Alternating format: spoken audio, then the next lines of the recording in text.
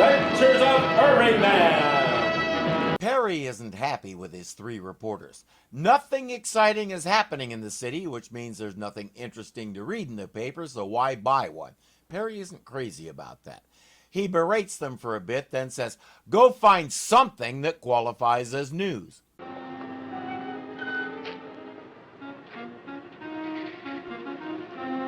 If he has trouble with that, he has a whole nother role under his hat.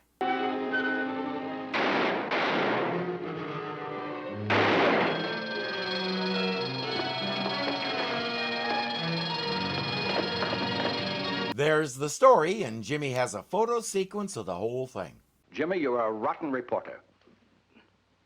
What? Do you know what a good reporter would have done? Well, just what I did.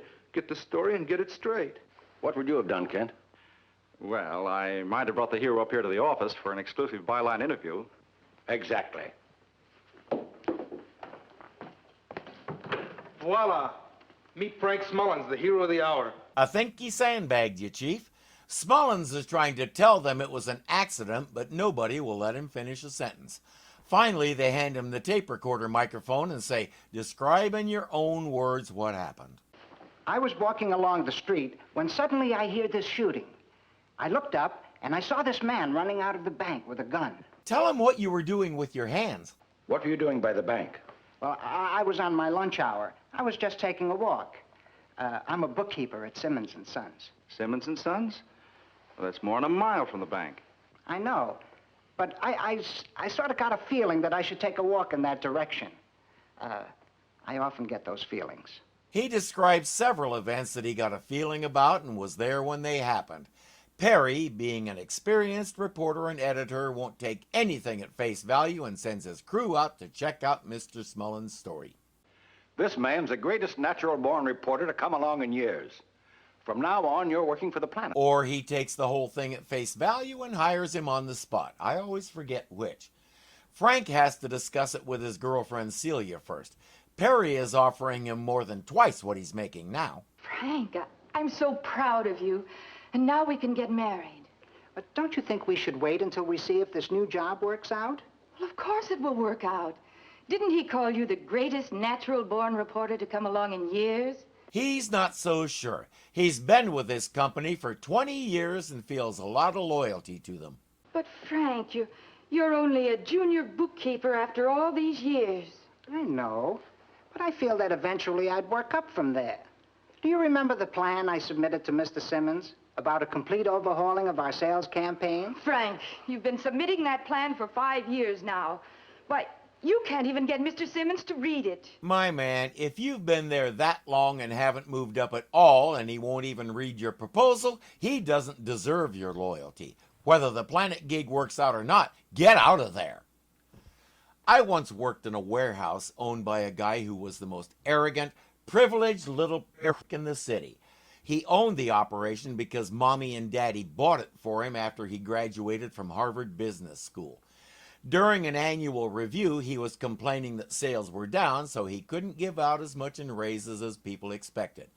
Everybody in the room was bummed, but Big Mouth me spoke up and asked for 45 minutes of his time in the near future to show him a bunch of dead stock that he could return and not have to short his people.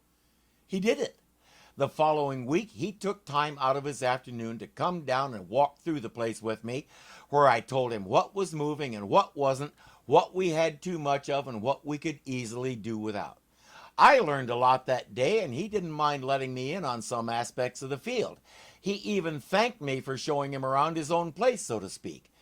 If the biggest perf in the mile-high city could do that, your boss can take a little time to read your idea.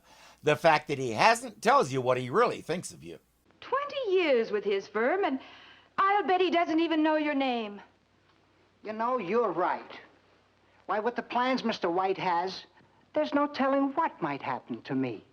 We gotta knock off this Smullins character right now. I'm not sure that's what he has in mind. I agreed to come to Metropolis and organize this setup on one condition. That my word is final. We have the whole operation planned.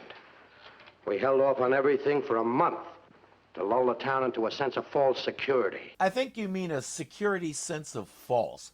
During the lull time, he's planned 20 big jobs, all pulled off within 3 days. Before the city knows what hit it, they've got all the loot and they've left town. Except now it's down to 19 jobs because Smullins foiled the first one. The job this afternoon will come off without a hitch. $100,000 heist. And all it takes is one pickpocket. Most men who wore suits at that time wore loose-fitting ones like we always see Clark in, and they usually kept their wallets in one of the coat's inner pockets. That made it easy for an experienced pickpocket to bump into a guy, slip his wallet out, and he wouldn't notice. And no matter how many times it happened, men wouldn't change their suit style to make it more difficult. Fashion is a harsh mistress. I still don't know what we're doing here. They wouldn't dare hit the bank again. I don't know. I've just got one of my feelings. Clark is pretty skeptical.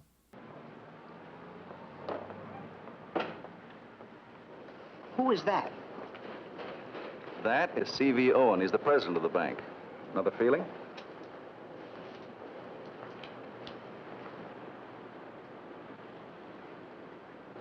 I've got a feeling your feeling is right. You see that little fellow watching Owen? Well, that's Fingers Danny. He's the hardest working pickpocket in town. Now he's not so skeptical. They watch Danny bump into Mr. Owen and steal his wallet. Let's go talk to him. Frank says, what if he has a gun? Clark says, not likely. He's scared of guns. All right, Frank, grab him. What's the idea? Let's just see what we can find here. That's my wallet. So it is, so it is. My, must be over $50,000. Did you always carry that much money around with you? Well, I had a good day at the tracks today. Considering that's equal to about $500,000 today, I guess you could say that. Let's look at your ID. You've changed your hair, haven't you? Sure you did. Let's go in the bank and see if they can explain all this. Well, what do you know? He did have a gun. Frank, I apologize. Clark writes the story and covers for Frank, but he's not crazy about it. He doesn't want Frank to be disgraced, but it feels an awful lot like lying. More important, he's afraid for Frank's safety. Frank did not capture Danny. I did. You did? That's right. Frank was afraid to even approach Danny. When Danny pulled a gun on him, he fainted. Are you sure? Of course I'm sure. But after he came to, I managed to convince him that he had disarmed Danny. Well, maybe he tripped. It might have been an accident. If you ask me, I think his first capture was an accident. He's enlarged the photos Jimmy took that day, and upon close examination, they can see something strange. You see, it's not just a rope as Jimmy reported. It's just a piece of twine. Look at the way it's entangled in Frank's hand. Does that suggest anything to you? Why, yes, it's a cat's cradle. A silly thing you can do with string. Exactly. It's just my theory that he was walking along the sidewalk, minding his own business, when this gunman blundered into him and they just got all tangled up. That's why Clark gets the big bucks. Our gangsters are already putting their next job into motion, breaking into a safe at a jeweler's to get $500,000 in diamonds. Guess where Frank's latest feeling took him? Wait a minute, where are you going? Well, Chief, I just remembered. I have to cover a sports car show. Oh, fine. And if one of those sports cars backfires, we'll put it on page 1. Is it just me, or are his excuses getting lamer by the minute?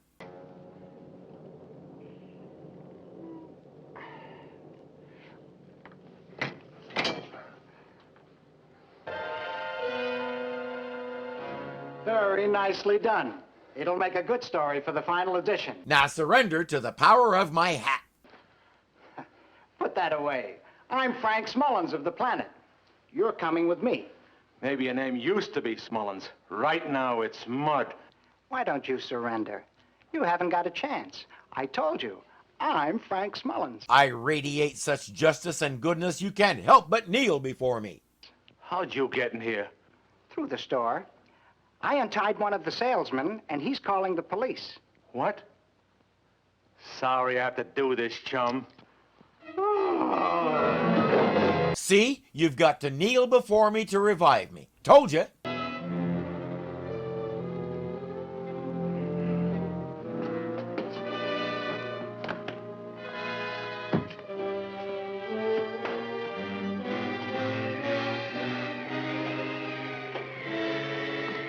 Most everybody in Metropolis knows that sound. He'll need to work fast.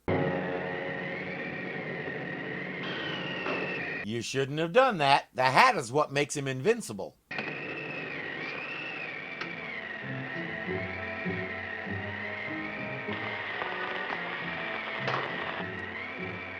That is not a hat. He closes and locks the door, then runs out just as Superman arrives.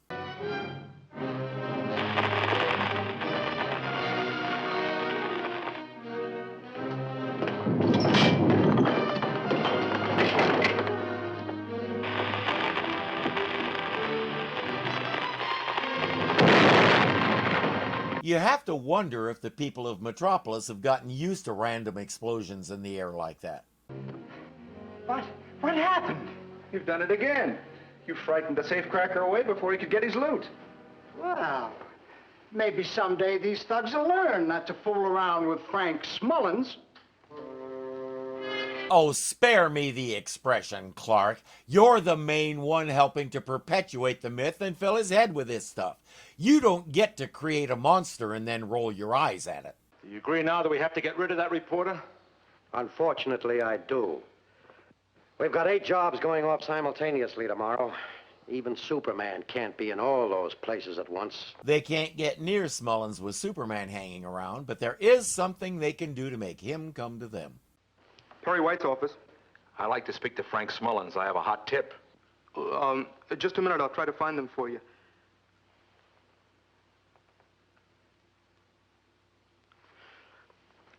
Hello, this is Frank Smullins. What can I do for you? He says, come alone to your girlfriend's house if you ever want to see her alive again. What's the address? Huh? What do you mean, the address? Well, she owns 2 houses. Which one are you at? Oh, the one at 37 Maple Street. He's going to show Perry that Frank Smullins isn't the only hotshot story-getting reporter around these parts. Hello. Hello. What's the joke?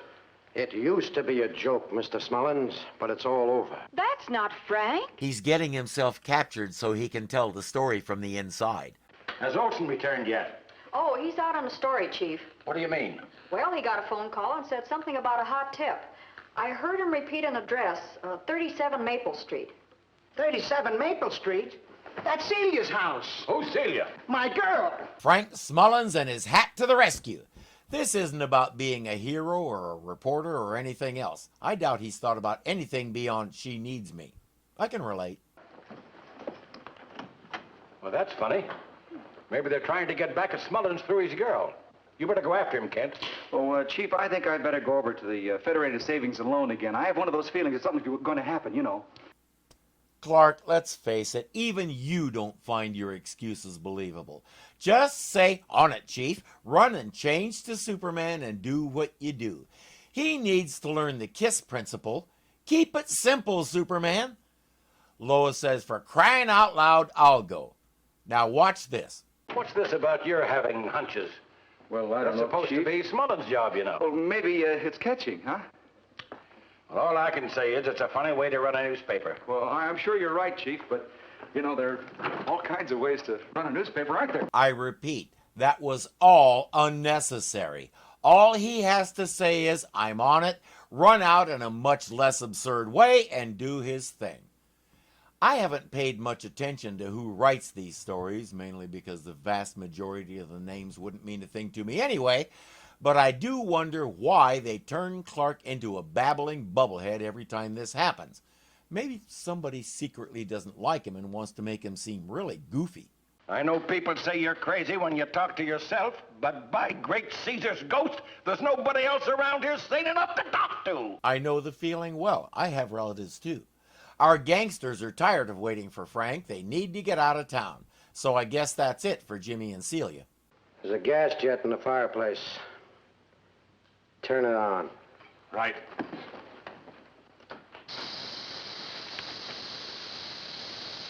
It's getting a little stuffy in here. Superman!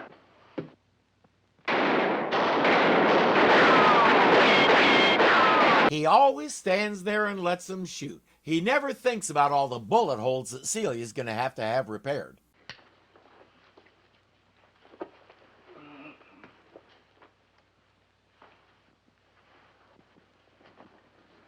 I hope you'll forgive me for not untying you, but I have a feeling that it'll be better this way. It's not hard to see what he's doing.